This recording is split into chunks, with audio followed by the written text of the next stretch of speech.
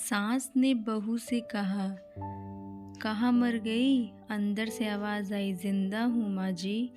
तो फिर मेरी चाय क्यों अभी तक नहीं आई? कब से पूजा करके बैठी हूँ, ला रही हूँ माँ जी। बहू चाय के साथ भजिया भी ले आई।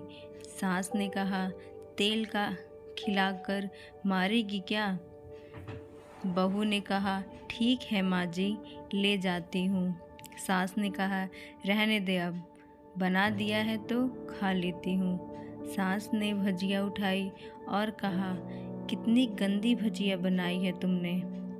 बहू, माँ जी मुझे कपड़े धोने हैं, मैं जाती हूँ। बहू दरवाजे के पास छिपकर खड़ी हो गई। सास भजिया पर टूट पड़ी और पूरी भजिया खत्म कर दी। बहू मुस्कुराई और काम पर लग गई। दोपहर के खाने का वक्त हुआ। सास ने फिर आवाज़ लगाई, कुछ खाने को मिलेगा? बहू ने आवाज़ नहीं दी। सास फिर चिल्लाई, भूखे मारेगी क्या? बहू आई सामने, खिचड़ी रख दी। सास गुस्से से, ये क्या है? मुझे इसे नहीं खाना, इसे ले जाओ। बहू ने कहा, आपको डॉक्टर ने दिन में खिचड़ी खाने को कहा है, खाना तो पड़ेगा ही। सास मुंह बनाते हुए, हाँ तू मेरी माँ बन जा।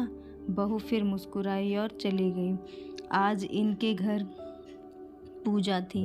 बहू सुबह 4 बजे से उठ गई। पहले स्नान किया, फिर फूल लाई, माला लाई, रसोई साफ की, पकवान और भोजन बनाया। सुबह के 10 बज गए। अब सास भी उठ चुकी थी। बहू अब पंडित जी के साथ भगवान के वस्त्र तैयार कर रही थी। आज ऑफिस की छुट्टी थी। उसके पति भी घर पर थे। पूजा शुरू हुई। सास चिल्लाती, बहू ये नहीं है, वो नहीं है। बहू दौड़ी दौड़ी आती और सब करती। अब दोपहर के 3 बज गए थे। आरती की तैयारी चल रही थी।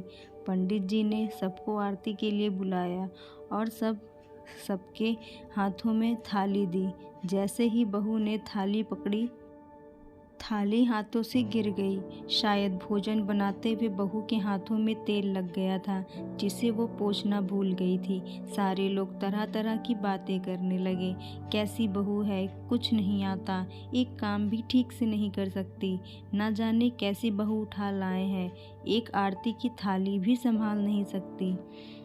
उसके पति भी गुस्सा हो गए, पर सास चुप रही, कुछ नहीं कहा, बस यही बोल के छोड़ दिया, सीख रही है, सब सीख जाएगी धीरे धीरे। अब सबको खाना परोसा जाने लगा। बहू दौड़ दौड़ के खाना देती, फिर पानी लाती। करीब 70-80 लोग हो गए थे। इधर 2 नौकर और बहू अकेली। फिर भी वहाँ सारा काम बहुत ही अच्छे तरीके से करती। अब उसकी सास और कुछ आस पड़ोस के लोग खाने पर बैठे। बहू ने खाना परोसना शुरू कर दिया। सबको खाना दे दिया गया। जैसे ही पहला निवाला सास ने खाया, तुमने नमक ठीक नहीं डाला है क्या? एक काम ठीक से नहीं करती, पता नहीं मेरे बाद कैसे ये घर संभलेगा। आस पड़ोस वालों को तो जानते ही हो ना साहब, वो बस बहाना ढूंढते हैं नुक्स निकालने का। फिर वो सब कुछ शुरू हो गए, ऐसा खाना है, ऐसी बहू है, ये वो वगैरह वगैरह। दिन का खाना हो चुका था। अब बहू बर्तन साफ करने नौकरों के साथ लग गई। रात में जगराता का कार्यक्रम रखा गया था। बहू ने भी 1-2 गीत गाने के लिए स्टेज पर चढ़ी। सास जोर से चिल्लाई, मेरी नाक मत कटवा देना, गाना नहीं आता तो मत गा, वापस आ जा। बहू मुस्कुराई और गाने लगी। सबने उसके गाने की तारीफ की, पर सास मुंह फुलाते हुए बोली, इससे अच्छा तो मैं गाती थी जवानी में, तुझे तो कुछ नहीं आता। बहू मुस्कुराई और चली गई। अब रात का खाना खिलाया जा रहा था। उसके पति के ऑफिस के दोस्त साइड में ही ड्रिंक करने लगे।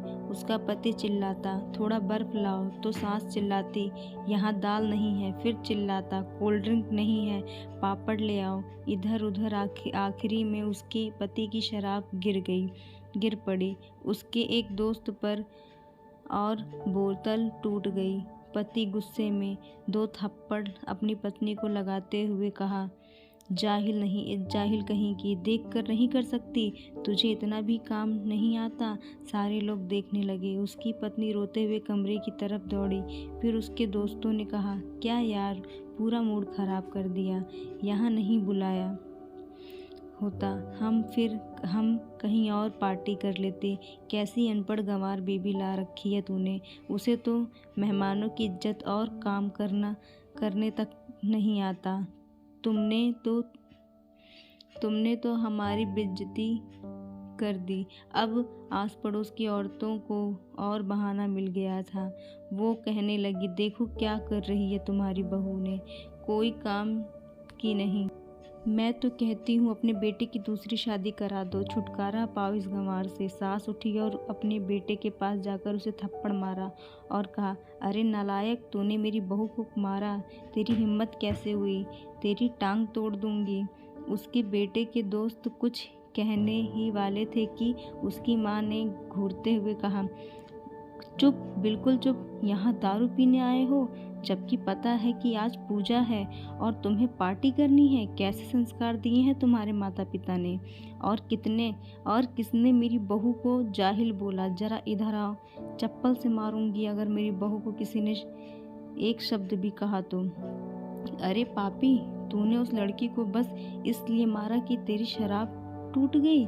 पापी, वो बच्ची सुबह 4 बजे से उठी है, घर का सारा काम कर रही है, ना सुबह से नाश्ता किया, ना दिन का खाना खाया, फिर भी हंसते हुए, सबकी बातें सुनते हुए, ताने सुनते हुए घर किस काम में लगी रही।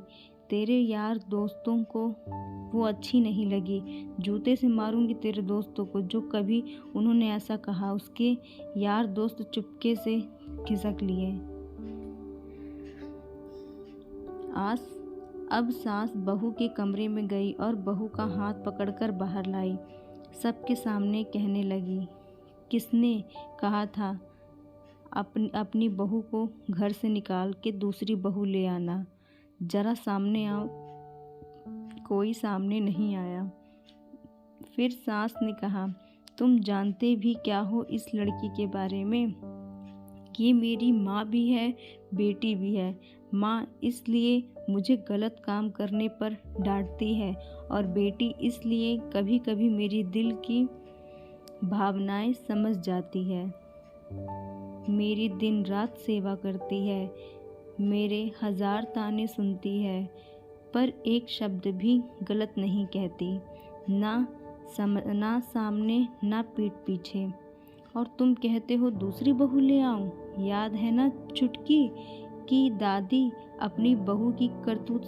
सास ने गुस्से से पड़ोस की महिला को कहा, अभी पिछले हफ्ते ही तुम्हें मियाँ बीबी भूखे छोड़ घूमने चले गए थे। मेरी इसी बहू ने 7 दिनों तक तुम्हारे घर पर खाना पानी, यहाँ तक कि तुम्हारे पैर दबाने जाती थी, और अब तुम इसे जाहिल बोलती हो। जाहिल तो तुम सब हो जो कोयले और हीरे में फ़र्क नहीं जानते। अगर आइंदा मेरी बहू के बारे में किसी ने एक लफ्ज़ भी बोला तो मुझसे बुरा कोई नहीं होगा, क्योंकि ये मेरी बहू नहीं, मेरी बेटी है। बहू सिसकियां लेते हुए फिर कमरे में चली गई। सास ने एक प्लेट उठाई और भोजन परोसा, बहू के कमरे में खुद ले गई। सास को भोजन लाते देखा तो बहू ने कहा, अरे माँ जी, आप क्या कर रही हैं, मैं खुद ले लेती। सास ने प्यार से ताना मारते हुए कहा, डर मत, इसमें जहर नहीं है, मार नहीं डालूंगी तुझे। इसे नई सास चाहिए होगी, पर मुझे अभी भी तू ही मेरे घर की बहू चाहिए। बहू ने अपनी सास को रोते हुए गले से लगा लिया। सास भी रो दी पहली बार और कहा, चल खाना खा ले। फिर मजाक करते हुए कहा, फिर मेरे पैर दबाने चले आना और ये ख्याल मन में मत लाना कि सांस पैर बोलती है। किसी दिन मैं इसका गला दबा दूंगी, क्योंकि कभी मैं भी यही सोचती थी। दोनों खूब हंसने लगती हैं।